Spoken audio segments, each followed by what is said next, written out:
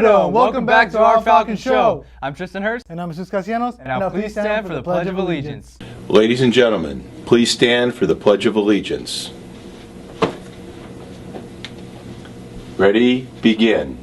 I pledge allegiance to the flag of the United States of America and to the republic for which it stands, one nation, under God, indivisible, with liberty and justice for all.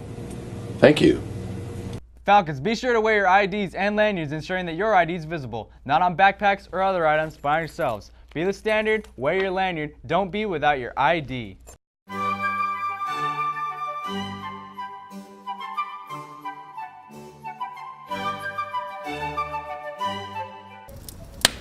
Well, good morning, Rubido. Let me tell you this. Yesterday is history, and tomorrow is unknown, and today is a gift called the present.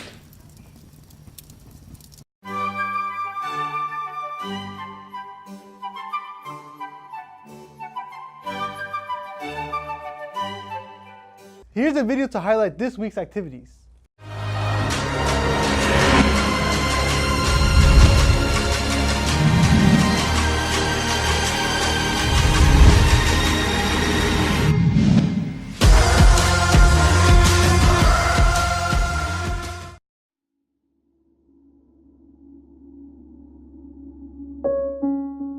We didn't have much. There were a ton of us. There were so many of my siblings, and not to mention cousins who always came over.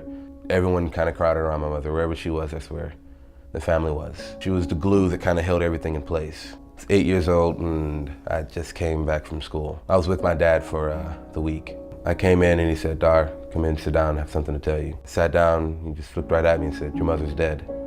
From that moment, it felt like everything had changed. I didn't know what I was going to do in the next 5 minutes, let alone what I was going to do for the rest of my life. How do you break news like that to an 8-year-old that his mom just died?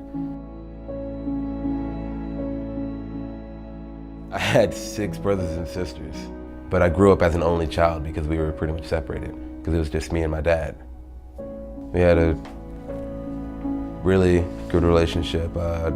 He'd play games with me, watch movies with me. We had a lot of the same interests. For the longest time, I didn't know that my father was an addict.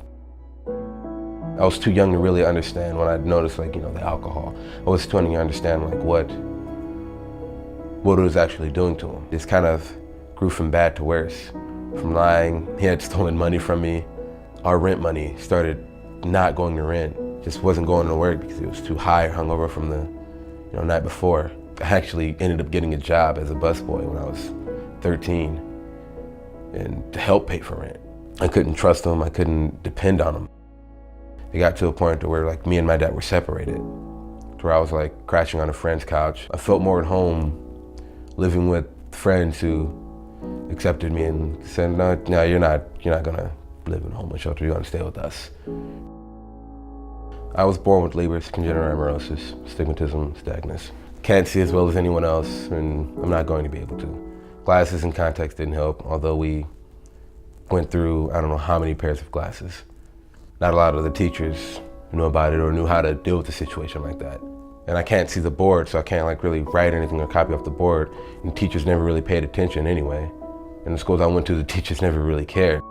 I'd get teased and bullied, I'd get weird looks because my eyes would shake. Well, I was in this whole other category of this weird person that no one really wanted to hang around. Everyone wanted to make fun of, make jokes, laugh at.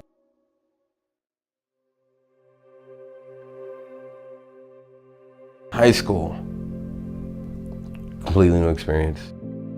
Still didn't have very many friends, but I wanted to go out for a sports team. My cousin had wrestled. I knew he was on a wrestling team, so I just wanted to go kind of check it out. Went down there and the coach just kind of looked at me oh, you're kind of strong looking. He kind of starts poking me in the chest. He's how'd you like to come out for wrestling? I'm just nah. It's I'm a flexible guy. Just stay for one practice, see if you like it, and if you do, come back. So I decided to stay, and whatever happened or clicked that night, clicked hard because I fell in love with the sport instantly, and I came back. And I kept coming back. I completely found a passion for the sport. I started to form bonds with some of the guys on the wrestling team. Guys ended up becoming so close, they ended up becoming brothers of mine. As the season started to kick up, I had lost my first match. I guess I didn't care as much as I really thought I did, but I was still enjoying myself. Still loved the sport, still loved the camaraderie, still loved being around all the guys and hanging out. Then I had won my first match, my first tournament. Felt like my life started all over again. Felt like I completely disposed my old habits, my old ways, my old identity, and just recreated this new one, because all of my life I felt like I was on the losing end of a battle. And when I realized that I could win in wrestling, once I realized I could win on the wrestling match, I realized that I can win in life. And that was one of the biggest turning points in my entire life. If I'd have made that decision to do drugs and alcohol, I would not have been living a full life. I would not be around the people that I'm around today. I would not be happy. I'm at a point in my life where I'm happy.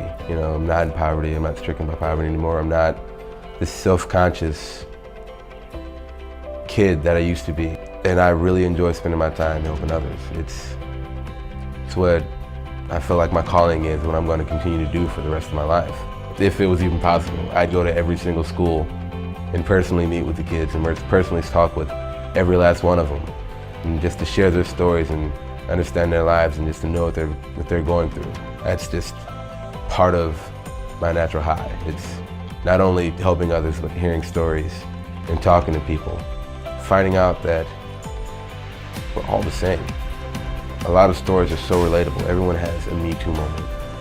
No matter who you are or what you're going through, there's always someone that can really understand. It really helps you focus on your similarities instead of standing on your differences. My name is D'Artagnan Crockett. I'm a judo athlete, and my natural high is helping others. What's yours?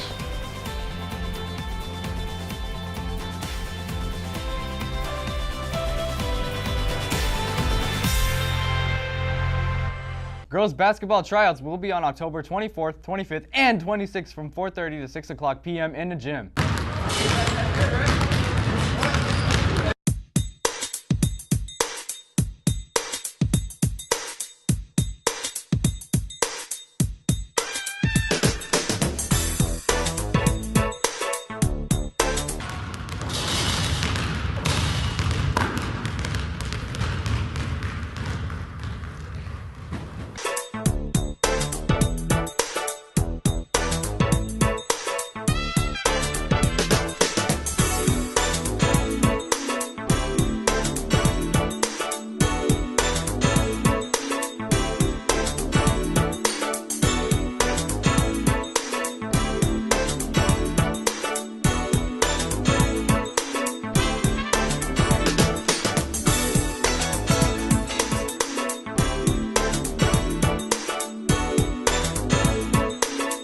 Attention boys interested in playing basketball this year. Trials will be October 24th, 25th, and 26th, all levels from 2:30 to 4:30 p.m. in the gym.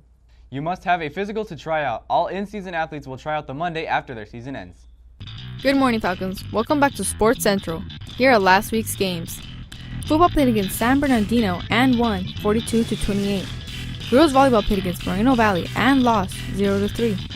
Boys water polo played against San Bernardino and lost 6-23. Girls volleyball played against Banning and won 3-2. Boys water polo played against Moreno Valley and lost 8-13.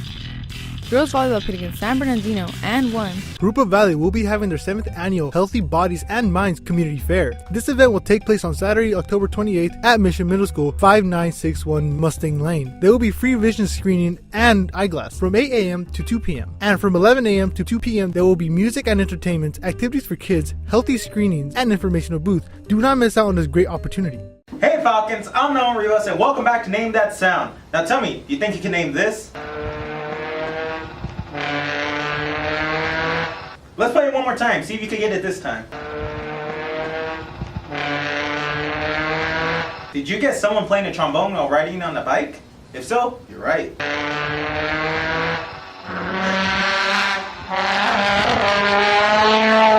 Well, that's it for this week, Riverdale. I'm Nolan Rivas and this has been Name That Sound. See ya! Selfie overload. Why, man, stop sending selfies. That's opinion, not fact. Ding dong! Fact. 14 million of you follow Miley Cyrus on Twitter on purpose. 14 million humans. Which leave me with some questions. How are we using the internet? How are you using the internet? And what does the fox say? What noise would an animal like the fox make if it made a noise? I like that song. That is a fact. Over 60 million people watch that. 60 million. What are we doing with the internet, people? I think it's time that we did something awesome. That's why I'm declaring this month of October, Socktober. Every single night in the United States, nearly 600,000 people are homeless. Some of them are even kids. We want to activate 1 million people to help the homeless in their neighborhoods. And here's how. Step 1. Start with a new sock drive. Do something to help the homeless in your neighborhood. We're encouraging people to start with socks, but don't stop there. Gather up other basic needs your local shelter might need as they prepare for winter. Get everyone involved. Your schools. It's October. Your businesses. It's October. Your families. Socktober. Step 2. Share how you're helping the homeless. Hashtag Socktober. Step 3. We want to build a special place for homeless women in Little Rock, Arkansas. It's really cool because the land already been donated. They just need $160,000 to build it.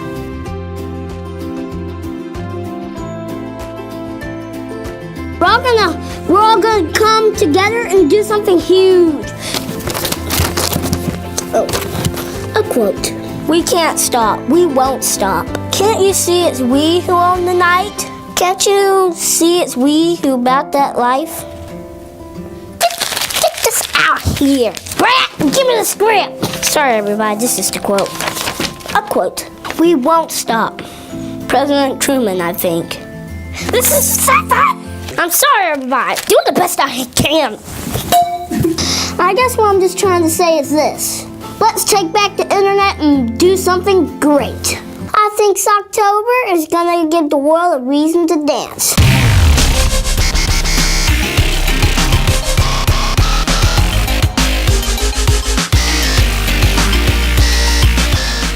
The time to be awesome is now. 1 month, 1 million people, all helping the homeless. Sounds awesome to me. It's October, and that means it's Socktober. The Kind Club will be donating socks to local homeless shelters at the end of this month. Socks are the most needed but least donated article of clothing in homeless shelters. Please donate socks to room 302 and help keep others warm this winter. The advisory class with the most donations will receive donuts.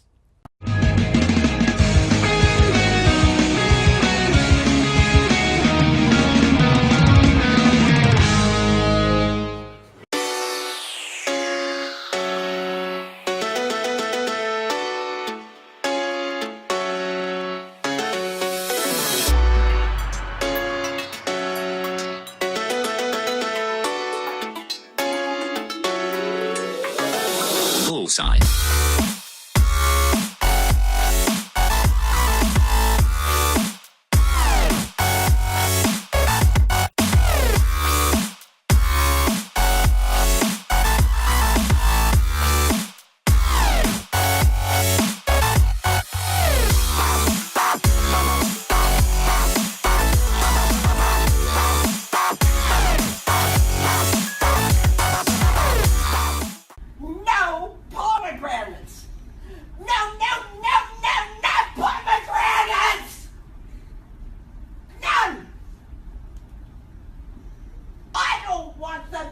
Anywhere near here.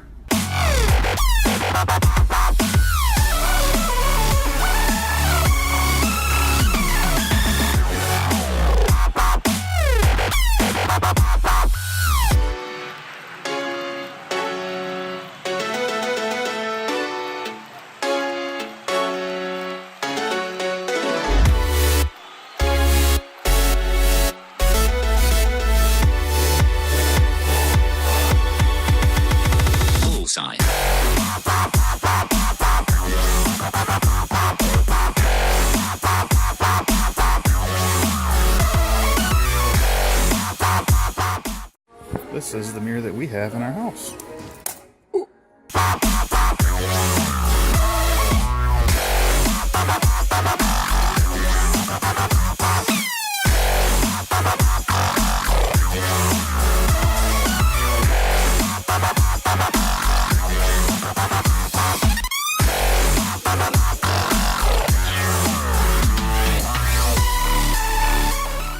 Can you blow a kiss? Can you toot? That's gross. Alright, how about some animal sounds? Can you do a red wolf? How about an owl? The pretty songbirds? How about a rooster? Can you do a horse? Good. How about a pig that needs to go on a diet?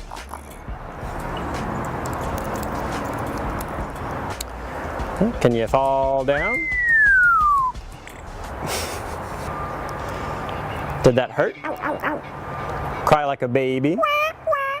That's it for this week, Rubido. I'm Tristan Hurst. And I'm Jesus Castellanos. Soar high and have a Falcon amazing weekend. Stay golden, Falcons, and you've just been fed.